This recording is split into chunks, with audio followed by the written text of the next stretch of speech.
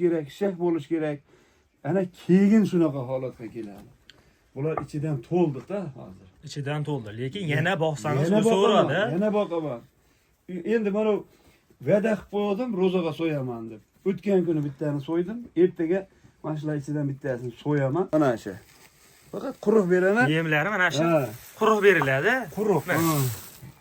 Bu qanday yem Bu bunisi? buni hozir tarkibida yemlarni ham hammasini yozaman. Hashakni ham yozaman-da. Hozir bu pishirmasdan, misol men orcha rasxod qilmayman. Kam rasxod? Kam rasxod qo'ylarni o'zidan semirib ketyapti. Endi mana qo'zilar mana 5 oy bo'ldi. Biznikidan o'zi qo'y uzilmaydi, hayvon uzilmaydi. Biz o'sha tug'ilganimizdan beri men eslolmayman bir hayvon uzilib qolganini. Boqyotamiz. Assalomu alaykum kanalimiz obunachilari va bizni muntazam kuzatib boruvchi aka-ukalar, YouTube ishqibozlari, qo'chqor ishqibozlari. Do'stlar, bugungi video syomkamizda uy sharoitida qo'chqor boqish haqida bo'ladi. Videoni oxirigacha ko'rib, bitada like bosib, kanalda mehmonlar obuna bo'lib qo'yishni unutmaysizlar. Hozirda biz Namangan viloyati To'raqo'rg'on tumani Qatag'on qishlog'idan bir dehqon tog'amizda xonadonlariga keldik. Xo'p, mana bu yerda boqilyapti turgan qo'chqorlar bor ekan. Bular qachondan beri boqilyapti? Necha oygacha boqish kerak? Qanday olish kerak? Shu haqida ma'lumotlar tog'amiz o'zlaridan chiroyli qilib olib berishga harakat qilamiz. Qana bo'lmasa biz videolarimizni boshladik. Assalomu alaykum. Tog'a, yaxshimisiz? Tuzimisiz? Charchamasdan. Tuzimmisizlar? Ha, endi biz obunachilarimizga bugungi video syomkamizda qo'chqor boqish haqida bo'ladi. Xo'p, endi bu yerda nechta boqilyapti? Boshida shu oktyabr oyida 15 ta qo'chqor olgan edim baridan. Oktyabr oyida. Oktyabr oyida. 15 ta olib kelgansiz. 15 ta olib kelgan edim. Hozir mana şeyda 6 ta qoldi. 6 ta boqilyapti. 6 ta boqilyapti. Ha, bularni bitta so'yib sotyapman xudo xolasa. Hop. Hamida 60 kilo, 65 kilo yuk qilishyapti. Hozir endi mana ularda tortib ko'rdim men, 2 kun bo'ldi. Mana oqlarini. Oqlar tortdim, mana bittasi 117 kilo, anasi 125 kilo yuk qildi mana oqlari. Oqini o'zi 117 kilo qildi. Ha. Mana bunisi? Mana 125 kilo. 125 kilo. Bu yerda endi asosan qo'chqor boqilar-ekan. Asosan qo'chqor, ha. Sir bo'lmasa nech pulda olodingiz bularni? Bularni men Qirg'izning qo'ylari 3 milliondan, bundan 5 oy oldin 3 milliondan akam olib bergan. 3 milliondan. 5 oy oldin. 5 oy oldin. Bularda o'shanda ham sirraz yem arzonligida makka, bug'doy, arpa, shunaqa narsalarni hammasini yorma qildirib, quritib men pishirib bermayman. Men faqat quruq beraman mana. Mana shu. Faqat quruq beraman. Yemlari mana shu quruq beriladi. Quruq. Bu qanday yem bunisi? Buni hozir tarkibida u makka, bug'doy, arpa, shipirga urug'di.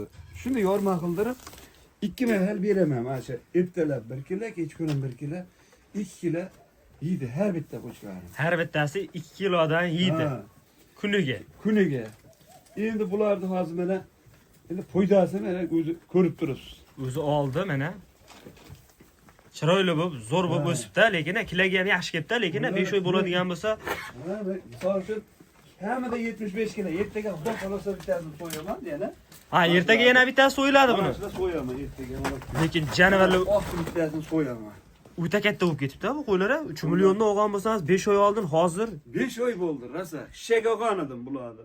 Mana qo'zilarni, bu qo'zilar. 24 dan olganman. Bular endi qo'zilar hali qo'y bo'g'incha, qo'chqor bo'g'incha bor.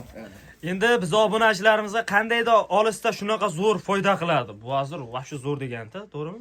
Zo'r degani-da, xudo xolasa foydani ham o'sha misol uchun 3 milliondan olgan narsa mana shu hozir 7,5 million pul bo'lyaptimi?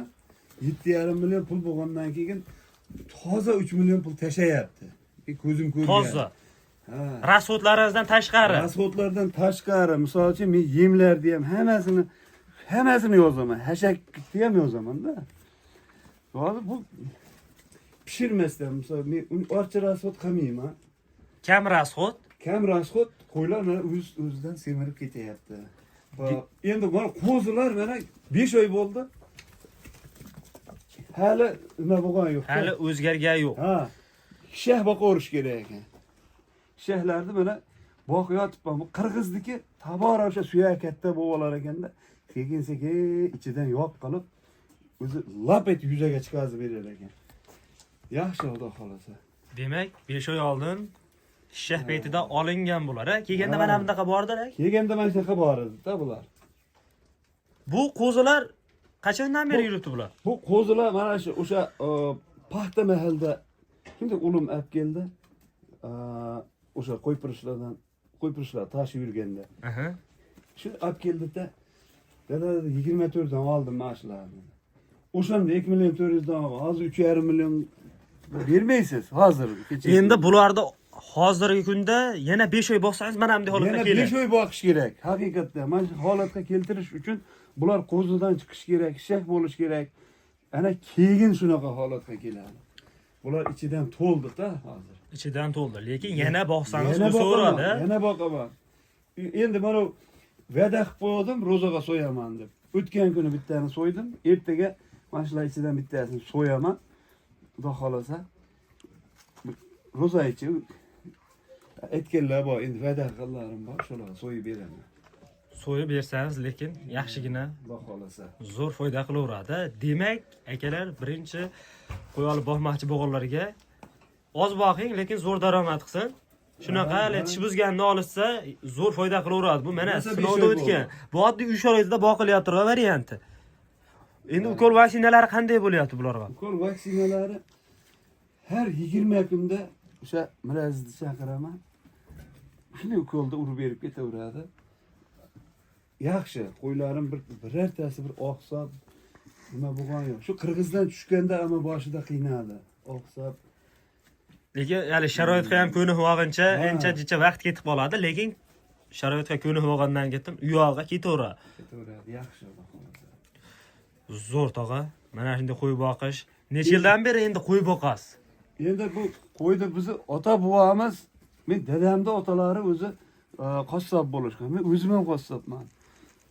Biznikida o'zi qo'y uzilmaydi, hayvon uzilmaydi. Biz o'sha tug'ilganimizdan beri men eslolmayman bir hayvon uzilib qolganini. Boqyotamiz.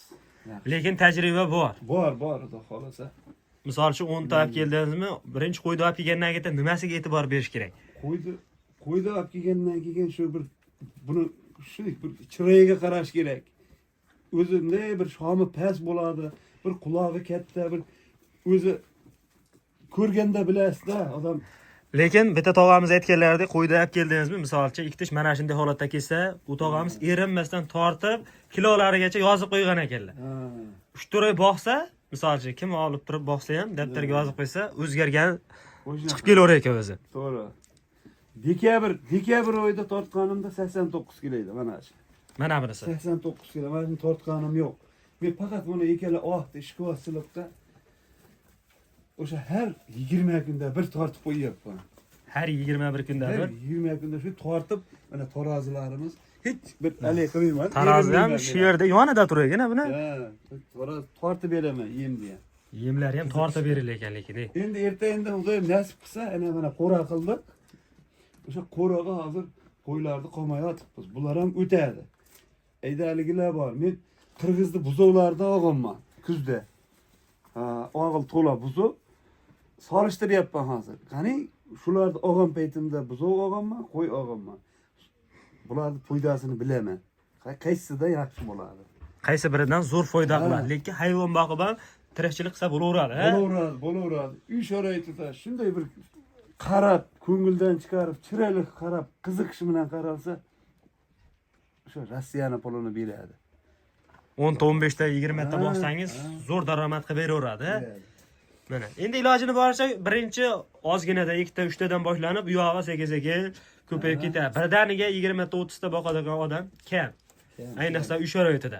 Sekin-sekin qo'y boqib mana shunday o'zgarsa, u yog'i zo'r daromad ketaveradi.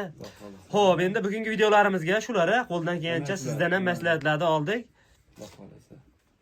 Keyingi videolarimizda akalar ko'rishguncha salomat bo'lasizlar. Bittadan like bosib, kanalga obuna bo'lib qo'yishni unutmaysizlar. Mana oddiy uy sharoitida boqiladigan variantini sizlarga qisqacha ko'rsatib o'tib ketdik. Uy sharoitida shunday zo'r foyda qilamiz deganlarga video tashlab qo'yasizlar.